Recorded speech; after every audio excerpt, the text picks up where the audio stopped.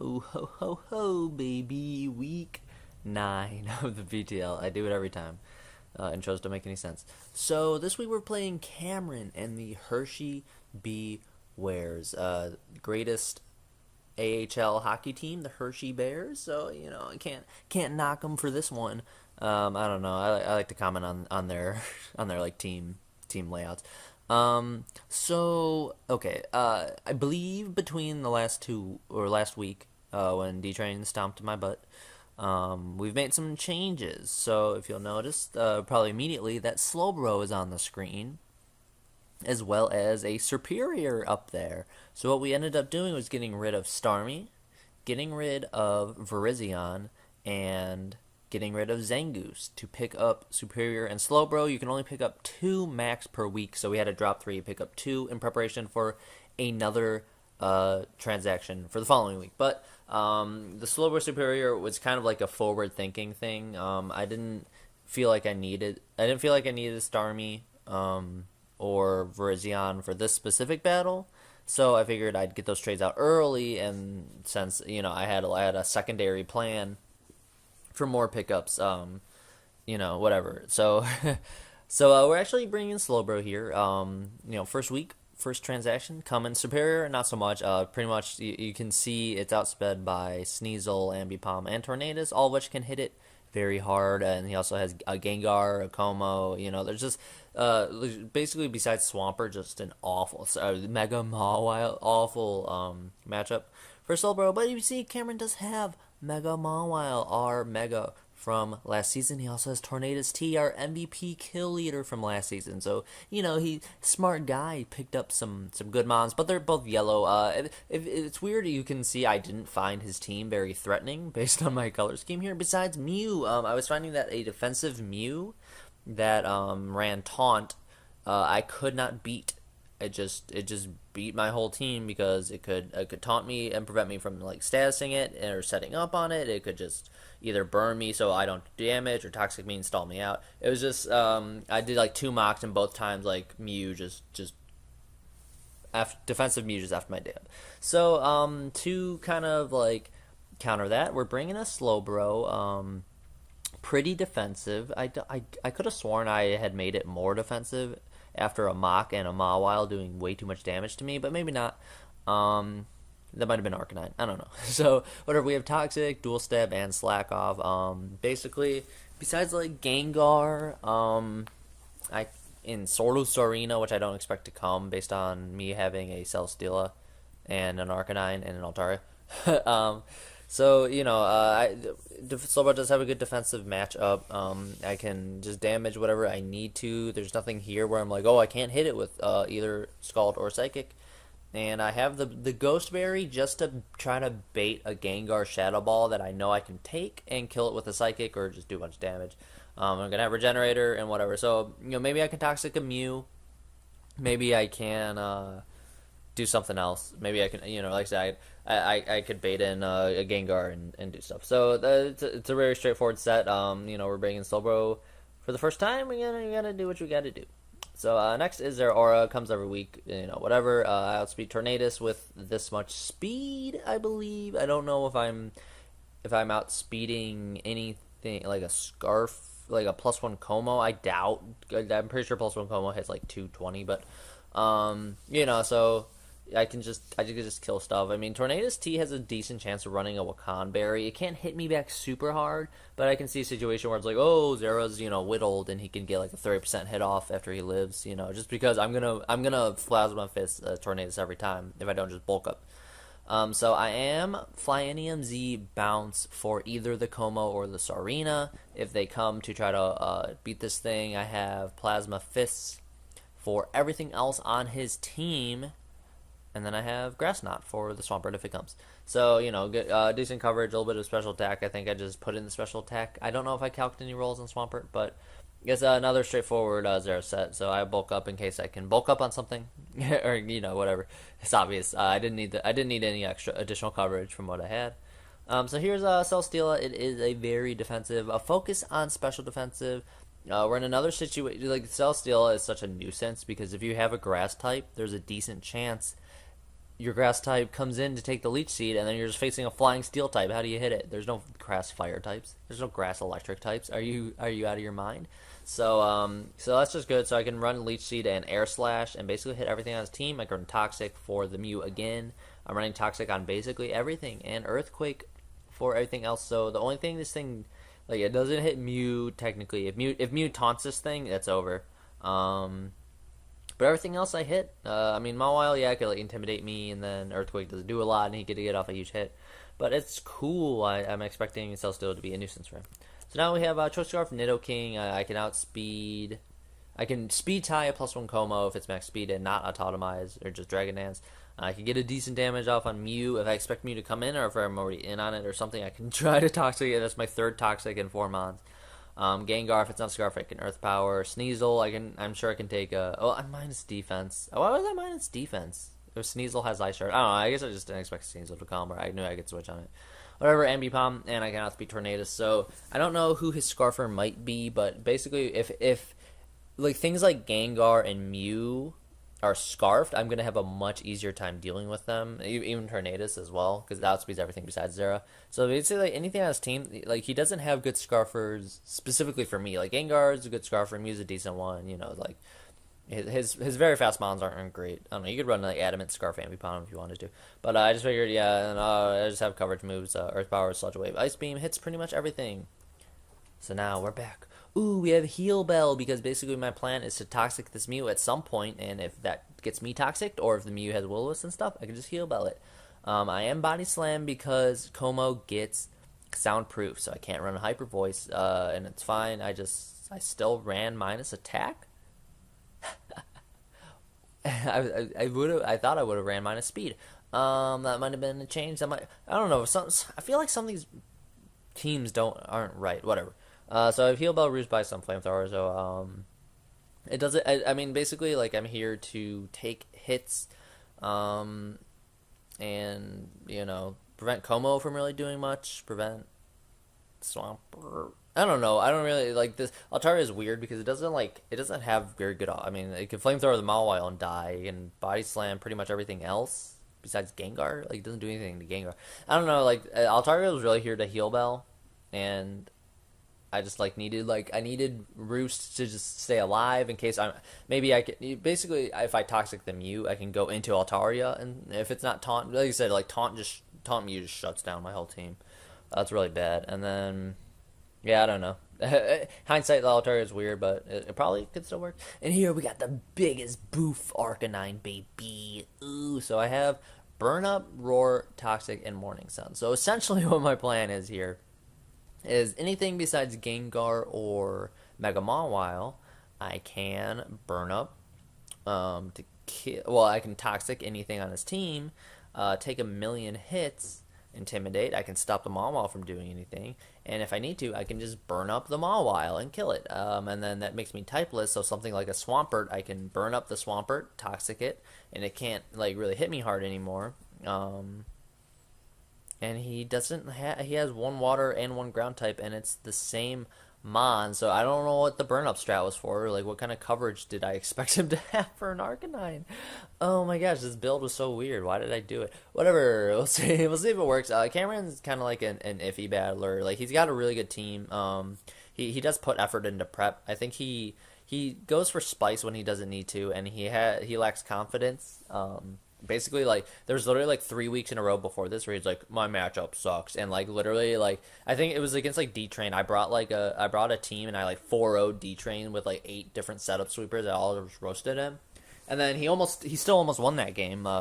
Cameron did, and then he brought like a mono ground offensive move Swampert that got walled by a Thunderous and ended up losing. So, it was a weird thing where it's like yeah, he's an interesting guy. Like, his prep is hard to nail down. He likes the spice, but he doesn't go like worthless spice. He goes like just enough spice where it's like the set has like one thing that'll stop it, and then it could actually do a ton of work, but then the one thing that stops it always comes. So it's just like he's like unlucky every time. Like, he like brought like a stockpile Numel, and it got like high rolled like 4 attacks in a row, or else it would have done a ton of work. So it's just stuff like that. So whatever. I mean, like I said, like the defensive Mew or setup Como or offensive game. I don't really have switches for Gengar. Ghost just is neutral on my whole team, so it's bad.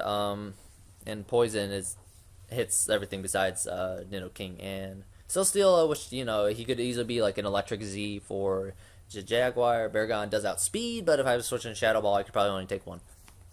So it probably does over 50%, well over 50%. So I guess that's why I'm minus defense on King, so I can take a like Shadow Ball if Gengar is scarfed. I don't know. So battle will come up in just a second. Battle did already happen, but I have not spoiled it from what I know, besides criticizing my sets. So thanks for watching up to this point, and the battle will show up right now.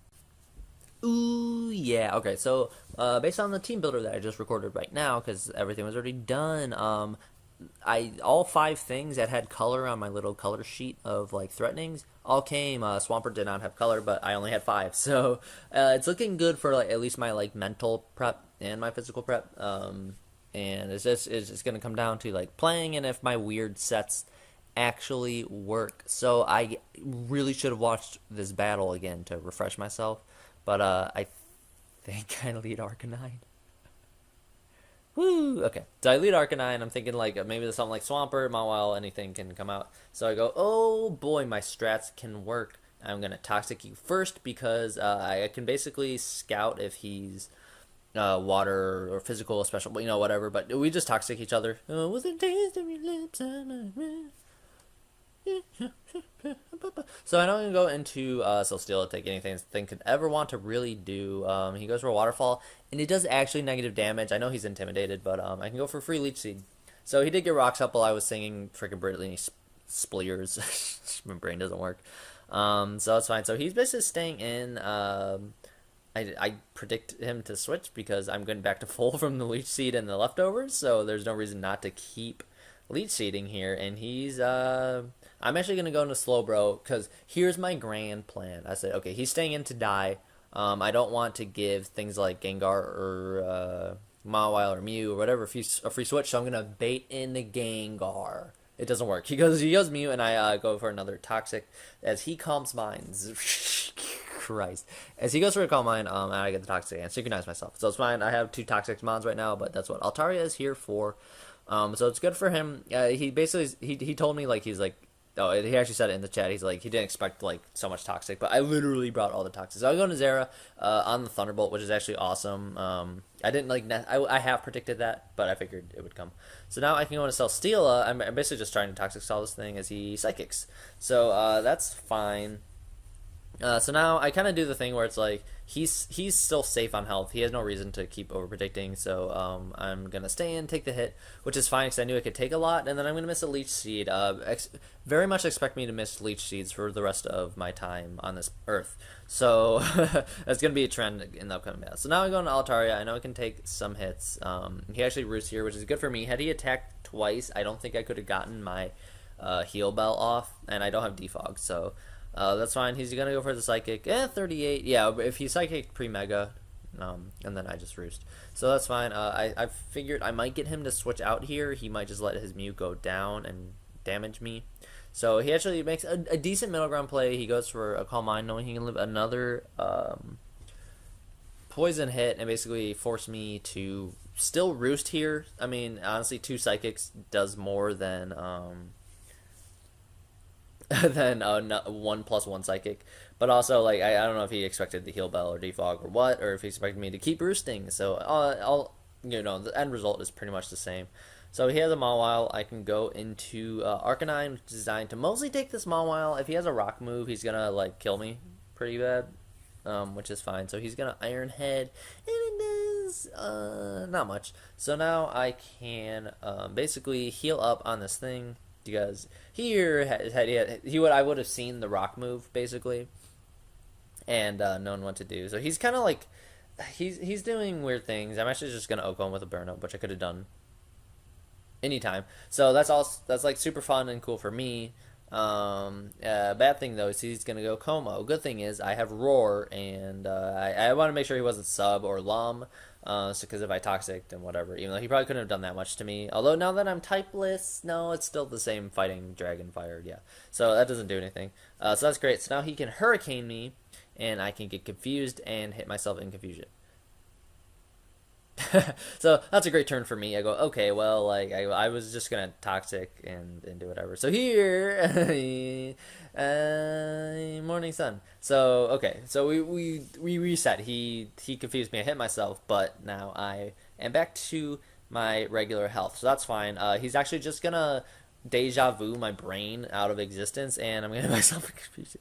What a weird, strange turn of events. Also, by the way, I think I was saying she was staying in with a lot of mons, but he was kind of like,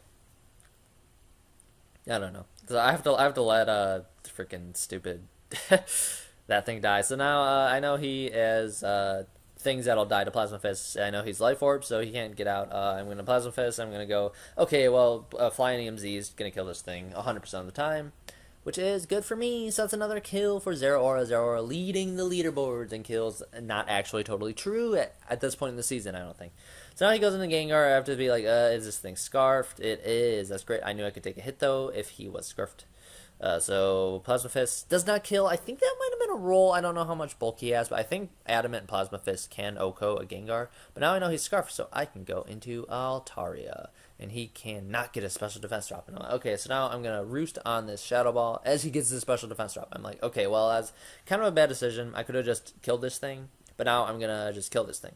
So the result of that is the same because of the special defense drop. And I was just kind of like, I was expecting it, but it just happened sooner. So, no crits, no nothing. So he's going to go into Tornadus and actually miss an Iron Tail, which is interesting because that definitely gives me differential and gives me the para on the body slam. Now the other problem is I could have just gone Zero Aura there, taken an Iron Tail, had it do no damage, and then killed him, which is what I should have done. But then I go Nidoking, so no, yes, Iron Tail, and then I kill him with Scarf. So yeah, I should have been a 5-0 because I stayed in. I just didn't want to get. I thought like oh yeah, okay. So literally in the back of my brain, I was like, he could be Tailwind. That was literally my thing. I was like, I think I'd only seen Hurricane. I was like, okay, well, if he's Tailwind, like, look how much that Iron Tail did. Like, a Hurricane could have taken out Nidoking. A Sludge Wave. Or wait, no, a Hurricane could have taken out Nidoking. A Hurricane could have taken out Altaria. A Hurricane probably wouldn't have taken out Solbro, but I don't know if I can hit him back and KO him even after all the Life Orb damage. I probably would have had to do that. But and then I was like, okay, and then if his last move is like Heat Wave, then Selly could go down. So I was literally like, even though like the turns of Tailwind would peter out before like, and then I could bring Zera in and KO him. But like in the back of my mind, I'm like, well, if he's like a Tailwind, he could gain like at least 2 extra differential than me dropping Altaria. Like he could get 2 to 3 KOs easy. And I got rewarded for it. Obviously, it didn't matter. I could have done anything. I really should have just gone Zera. Can I, like, check his health? Oh, Zera's at 27%. I could not have gone Zera. I forgot I took the Shadow Ball from Gengar. Okay, so like that was basically all my reasoning. I couldn't switch into a hit with Zera. And then if Zera went down, then I'm in, like, weird Life Orb stall territory. So, I like I said, I got rewarded for a safe play. I really don't play for differential. I kind of played for differential against Trog, because I had the opportunity for the 6-0, but I really don't like the difference between a 5-0 and a 4-0 isn't going to keep me up at night. So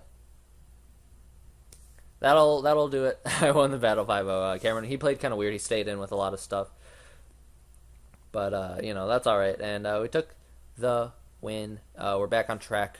What was last week? Was last week D-Train?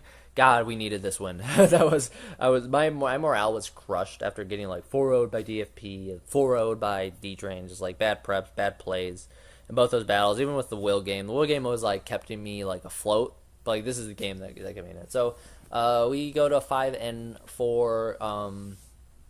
Is that right? Yeah, we go to 5-4. Cameron goes to 3-6. I was 4-4 going in. He was 3-5. So we easily could have ended up with the same record had he beat me, but he did not beat me. I won. Yay! My prep kind of worked. It was interesting. I'm bringing in a million toxics and and running heal ball and stuff. It ended up going fine. Like I said, a lot of differential plays probably could have been made, especially by him. But I think I had the upper hand the whole time. I think I prepped well. So that'll do it. Thanks for watching up to this point, and we'll see you next week where we take on Brendan and the Trenton Thunderous, our half-ish rival from last season. And he's got a much better record than I do at this point. I believe he may just be one game ahead. I don't remember, but so if I can beat him, I can overtake him by having a better differential because I have really good differential in this league. So, yep. Once again, thanks for watching and goodbye.